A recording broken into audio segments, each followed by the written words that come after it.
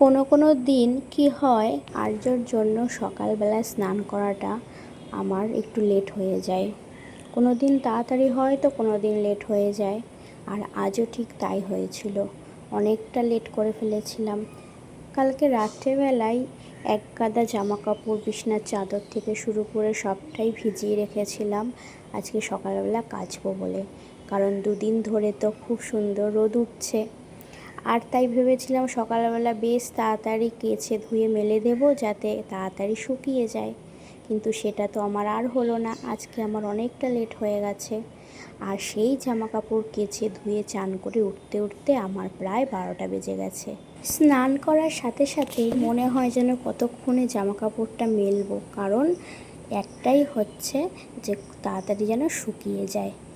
আর রোদ তো বেশ ভালোই ছিল, গিয়ে মেলেও দিয়েছিলাম। ভাবিনি যে আবার মেঘ করে অন্ধকার করে বৃষ্টি নামবে। পুরোপুরি রোদে শুকিয়ে মচমচা যে ভাবটা হয় সেটাতে বেশ ভালো লাগে। আর হাফ শুকিয়ে গিয়ে সেটাতে আবার রেখে দিলে একটু কীরকম একটু স্যাঁতস্যাঁতে ভাবই লাগে।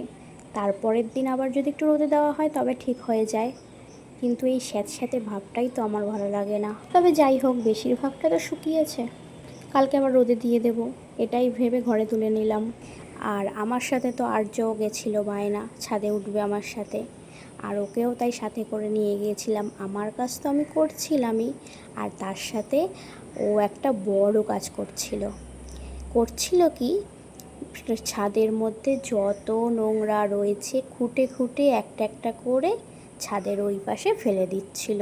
তোমাদের বাড়িতেও কার কার এরকম বড় সড়ো কাজের লোক আছে কমেন্টে কিন্তু জানিও।